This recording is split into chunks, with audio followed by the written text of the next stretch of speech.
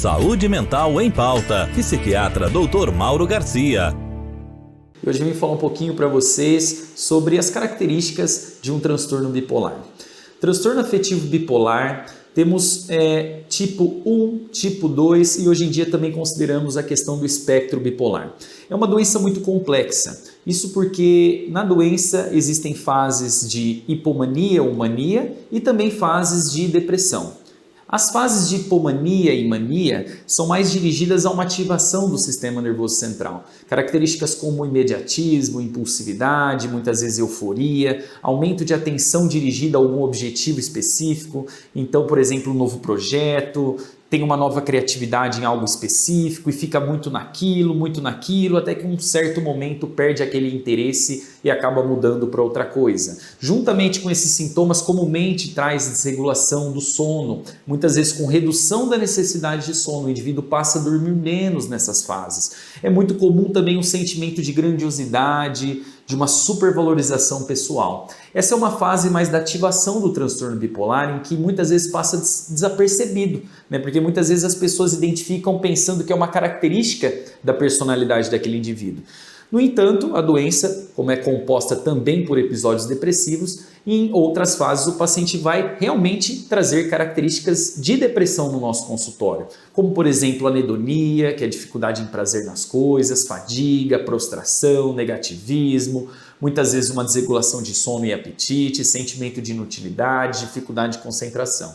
Então é uma doença muito composta por a fase depressiva e também muitas vezes a fase de mania e hipomania, em que na psiquiatria a gente tenta identificar. O porquê que isso é muito importante, pessoal? Porque o tratamento do transtorno bipolar é diferente de uma depressão clássica, né? De uma depressão tradicional.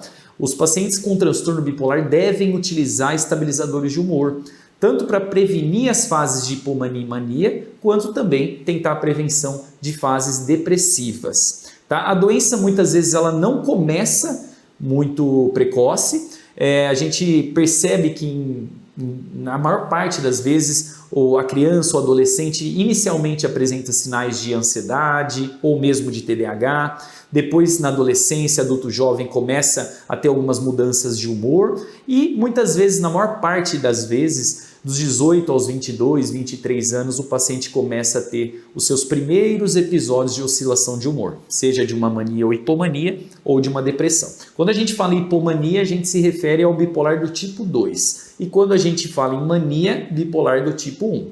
O que muda muito é a intensidade dos sintomas de ativação e também, muitas vezes, a frequência com que eles vêm em cada paciente. Isso não anula outro diagnóstico, pessoal. Então, muitas vezes a pessoa fala, mas eu tenho transtorno de ansiedade generalizada, eu tenho pânico, eu tenho TDAH e eu também tenho bipolaridade? Sim, isso é muito comum. Tá? A bipolaridade é o transtorno mais comórbido da psiquiatria. Então, com muita frequência, os portadores têm mais do que 2, às vezes 3 diagnósticos. Né? Muito comumente fobia social, muito comum uma distorção de imagem corporal culminando com compulsão alimentar ou até mesmo bulimia.